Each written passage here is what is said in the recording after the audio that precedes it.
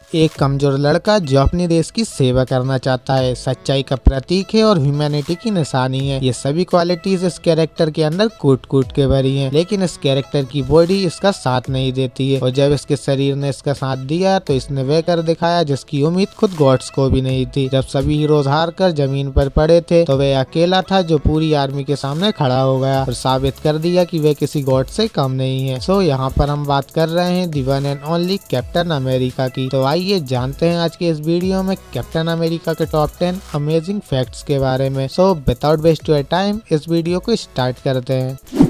Fact number 1। सो जैसा कि हम सभी को पता ही है कि मार्वल में सभी सुपर हीरोज को स्टैन ली ने क्रिएट किया था, लेकिन शायद आपको ये जानकर हैरानी होगी कि कैप्टन अमेरिका को स्टैन ली ने नहीं बल्कि जैक किर्बी और जॉय सिमन नाम के व्यक्ति ने क्रिएट किया था। कैप्टन अमेरिका हमें कॉमिक्स में पहली बार देखे थे मार्च 1941 में। वैसे तो मार्वल सिनेमैटिक यूनिवर्स के हिसाब से कैप्टन अमेरिका फर्स्ट एवेंजर है, लेकिन वही कॉमिक बुक में ऐसा बिल्कुल भी नहीं है। मार्वल कॉमिक्स में जब पहली बार एवेंजर्स की टीम बनी थी तो उस टीम में कैप्टन अमेरिका थे ही नहीं। जो फर्स्ट एवेंजर टीम थी उसमें टोटल 5 मेंबर्स थे, जो कि थे Hulk, Ant Man, Iron Man, Wasp और थोर। इस टीम के बनने के कुछ समय बाद कैप्टन अमेरिका ने इस एवेंजर टीम को ज्वाइन किया था। सो यदि कॉमिक बुक के हिसाब से देखा जाए तो कैप्टन अमेरिका फर्स्ट एवेंजर नहीं बल्कि 6th एवेंजर थे।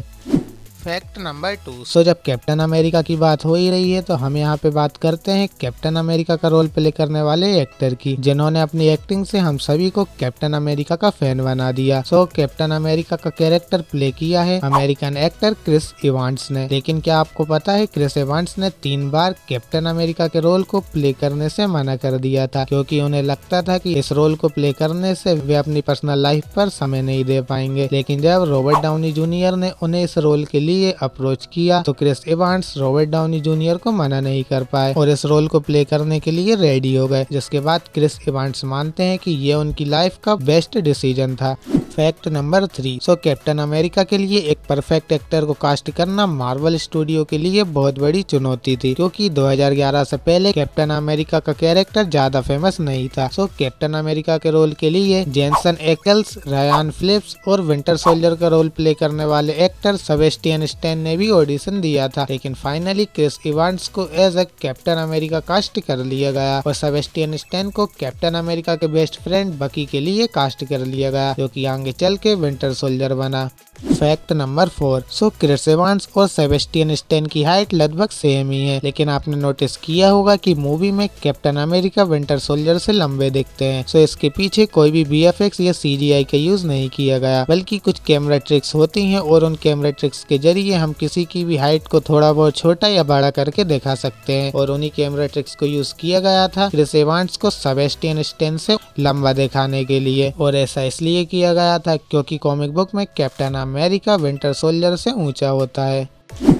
Fact number 5। So Captain America the first Avenger movie को साल 2011 में रिलीज किया गया था, लेकिन क्या आपको पता है हमें इस मूवी में एक्समैन के कुछ कैरेक्टर्स का कैमियो दिखने वाला था, और न्यूज के अकॉर्डिंग इस मूवी में प्रोबेबली लोगन और मैग्नीटो का कैमियो होता, क्योंकि captain America the first Avenger movie की स्टोरी वर्ल्ड वॉर 2 के अराउंड थी और वहीं एक्समैन फ्रेंचाइजी की स्टोरी भी वर्ल्ड वॉर 2 के आसपास की थी। इसीलिए लोगन और मैग्नीटो का कैमियो यहाँ पर सेंस भी बनाता, और इसी के लिए मार्वल स्टूडियो ने फॉक्स स्टूडियो से डील करने की कोशिश की, लेकिन मार्वल और फॉक्स की ये डील कभी आगे ही नहीं बढ़ पाई, जिसके कारण हमें ये शानदार कैमियो कभी देखने को ही नहीं मिला।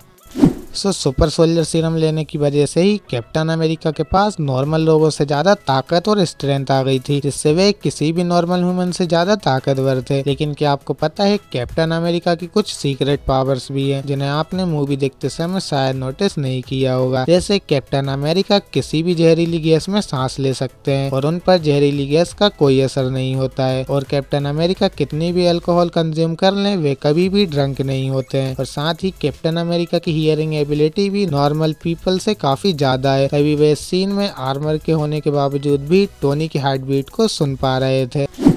Fact number 7। So Captain America Winter Soldier Marvel की one of the best movies में से एक थी, क्योंकि इस मूवी में कम से कम VFX और CGI का यूज किया गया था, जिस वजह से क्रिस इवांस और सेबेस्टियन स्टैन को अपने फाइटिंग सीन्स के लिए काफी ज्यादा ट्रेनिंग करनी पड़ी थी। इसके लिए इन दोनों ही एक्टर ने पार्कोर, कराटे और बॉक्सिंग की ट्रेनिंग ली थी, जिस कारण से हमें इस मूवी में hand to hand fight scene ज्यादा दिखाए गए थे और फिजिकल परफॉर्मेंस पर भी काफी ध्यान दिया गया था।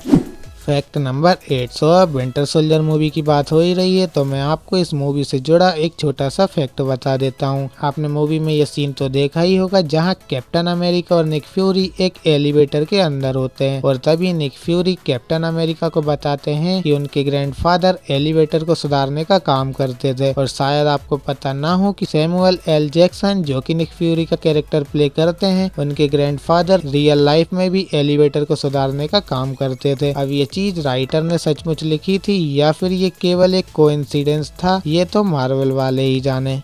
Fact number 9। सो फ्रेंड, जैसा कि आपको पता ही होगा कि captain America the first Avenger movie 90s के समय में सेट थी, तो इस मूवी के लिए सभी एक्टर्स को काफी ज्यादा मेहनत करनी पड़ी थी। जैसे बकी का कैरेक्टर प्ले करने वाले एक्टर सेबेस्टियन स्टैन ने इस मूवी के लिए 90s के समय की काफी सारी मूवीज देखी थी और वहीं साथ में वर्ल्ड वॉर 2 की काफी सारी डॉक्यूमेंट्रीज देखी थी। और इसके अलावा पैगी कार्टर को प्ले करने वाली एक्ट्रेस हीली एडवेल ने अपने कैरेक्टर पैगी कार्टर को एक ऑस्ट्रेलियन एक्ट्रेस जिंजर रोजर्स पर मॉडल किया था और उन्हीं से इंस्पिरेशन ली थी।